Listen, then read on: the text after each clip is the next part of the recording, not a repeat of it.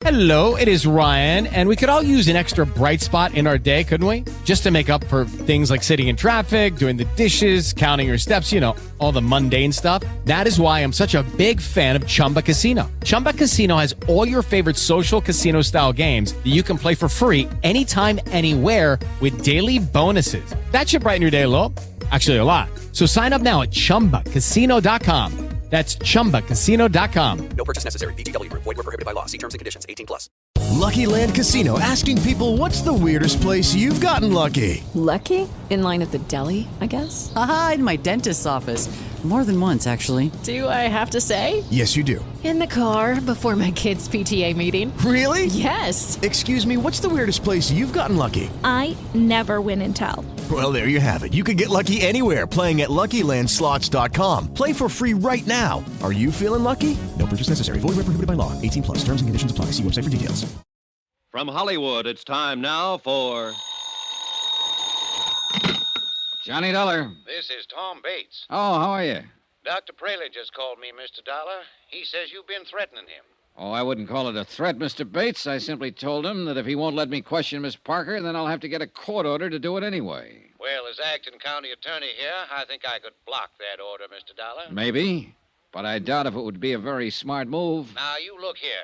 She's in no shape to answer questions. She's under doctor's care. It's been 5 days now since the shooting. She's still very upset, nervous.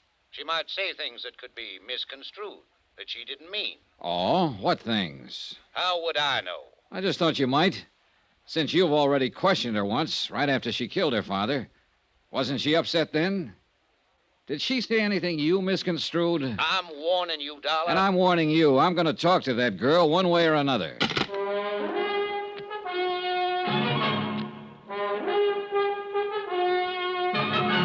Tonight and every weekday night, Bob Bailey in the transcribed adventures of the man with the action-packed expense account, America's fabulous freelance insurance investigator. Yours truly, Johnny Dollar.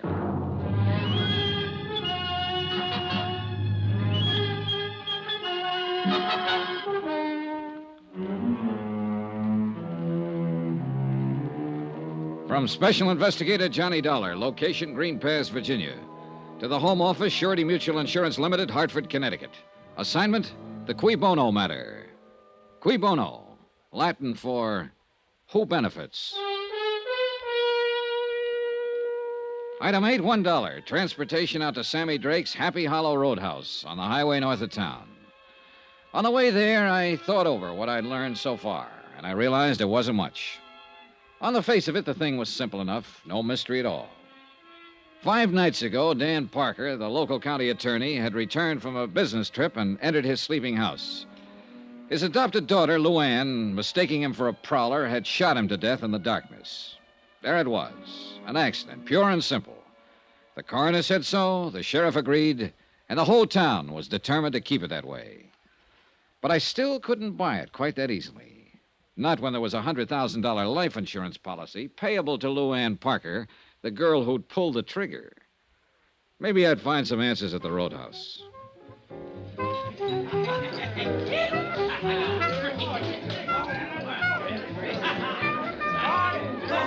The Happy Hollow was like 1,000 other places of its kind. A neon-lighted barn set 50 yards off the road. Inside, a jukebox, a raucous bar, and a scattering of tables around a splintery dance floor. Saturday nights, a 4-piece band. Probably a game or two going on in the back room, and whatever else the local sports might demand. It was early yet, and the joint hadn't started to jump. What's the word, Mac? Save your money and buy booze. Yeah, man. Out of towner, huh? Depends on which town. Any town but this one, man. Here it's for the birds. Oh, I don't know. Looks to me like you got a good setup here. I'm eating. But it ain't easy, man. It's rough. Oh, it'll be rougher, Sammy, with a new county attorney. What's the pitch, Mitch? That's your name, isn't it? Sammy Drake? That's a crime, maybe? Oh, might be. I don't know yet. You with the feds? No. Syndicate man? No, I'm an insurance investigator. Insurance? You mean protection? Not the kind you're talking about, Sammy. I'm here in connection with Dan Parker's death. You mean you're legit? That's right. Well, tie me up and mail me off. I thought you were somebody putting a bite on me. I am. Yeah? Yeah. I got some questions, Sammy, and I want some answers. About that Parker rub-out? Right. Well, you're out of luck, Chuck. I don't know nothing from nothing about nothing. See what I mean? I got reason to think different. How so? Somebody been passing the word? Maybe. 2 get you 5. It was that Bates character. Am I in? I couldn't say. Sure it was. The new county attorney. He's got a big deal now. And he'd give his left eyeball to put the finger on me. Why so? Why has he got it in for you, Sammy? Because he thinks his doll has been... You mean the Parker girl? I forget. You want to do it the hard way, Sammy. No speak English. I can get Tom Bates to issue a warrant, you know. He'd love to have that chance. So you can either talk to me here and now, or you can talk to him and the sheriff in the basement of the courthouse. Rough and tough, huh? If that's what it takes, yes. Come on back to the office. All right. What'd you say your name was, Buzz? I didn't. It's Dollar, Johnny Dollar. Dollar, huh? Yeah, rhymes with collar. I always like to be wise to who's putting the slug on me. Come on in. Thanks. How about a drink? No, not now, thanks. Well, I guess I'll have a short one for my health. You hungry? Like a steak? Later, maybe. They're the most. This is a crummy joint, strictly for the sticks, but the food's good. Well, here's a go. Yeah. Maybe you think I'm trying to stall. I know you are, Sammy. No, not really. Not now, anyway.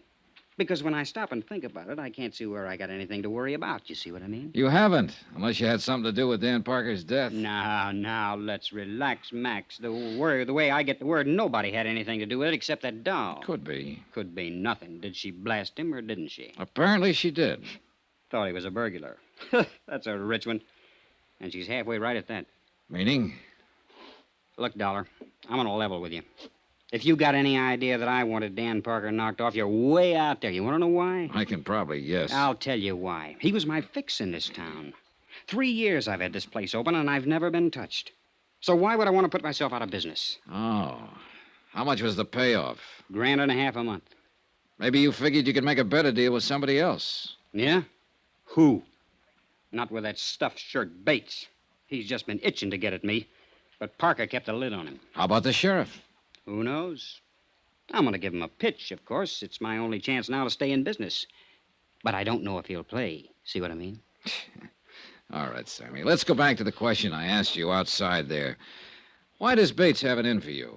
Because he's got the drooling goose for that Parker kid. And he didn't like it much when she kept hanging around me. How'd you feel about it? You want the truth? I didn't like it much either. Why not? She was too wired up and spoiled. Used to getting her own way.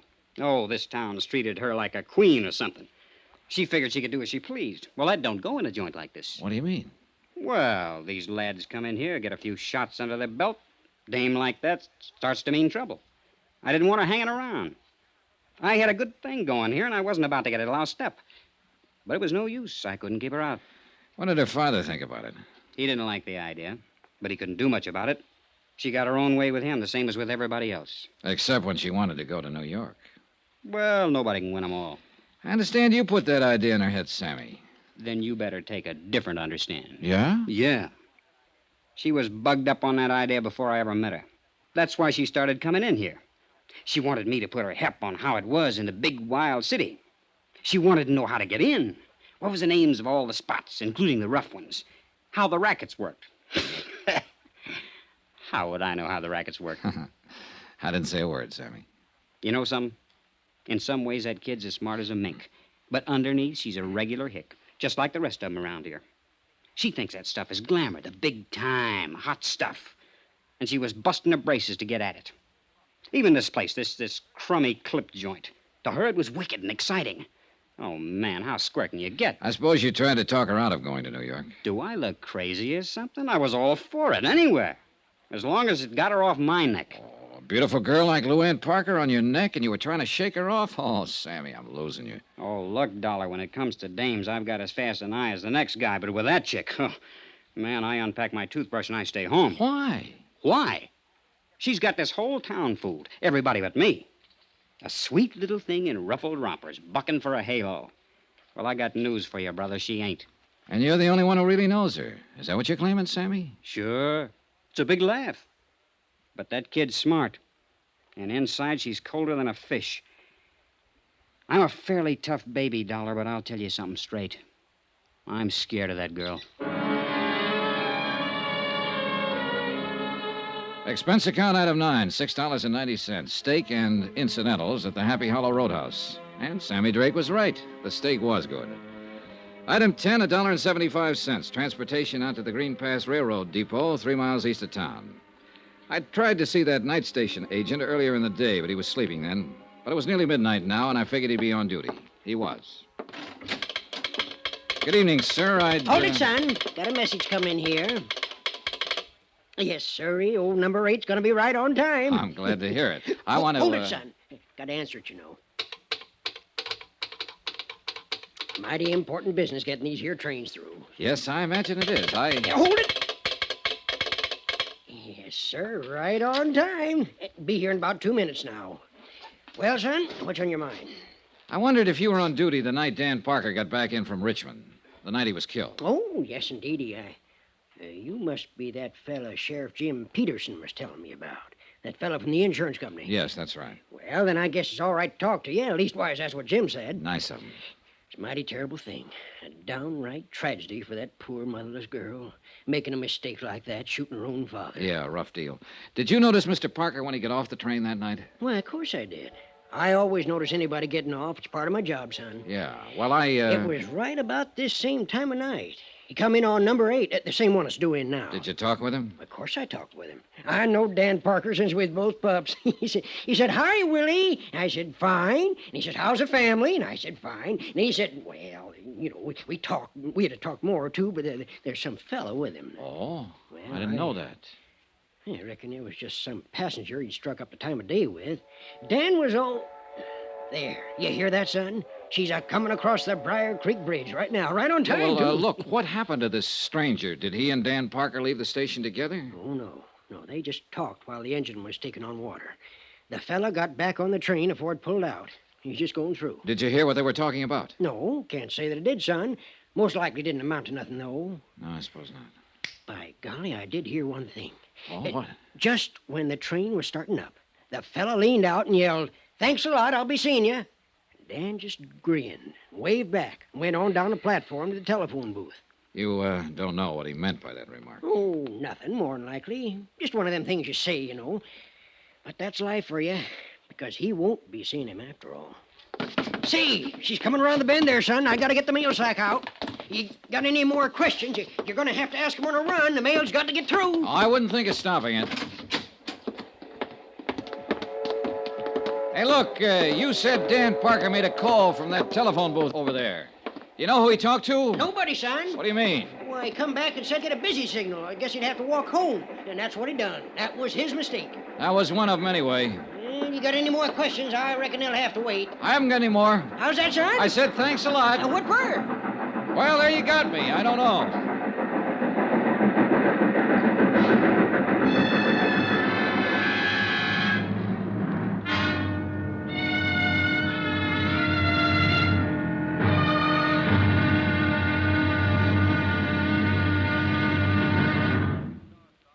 Now, here's our star to tell you about tomorrow's intriguing episode of this week's story. Tomorrow, a tense interview, a subtle attack by a shrewd and dangerous opponent, and complete surrender. Join us, won't you? Yours truly, Johnny Dollar.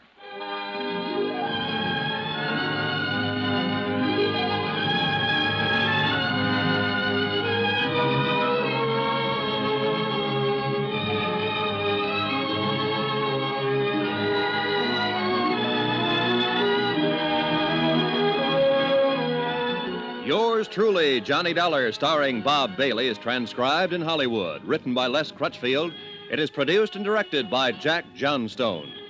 Be sure to join us tomorrow night, same time and station, for the next exciting episode of Yours truly, Johnny Dollar. Roy Rowan speaking.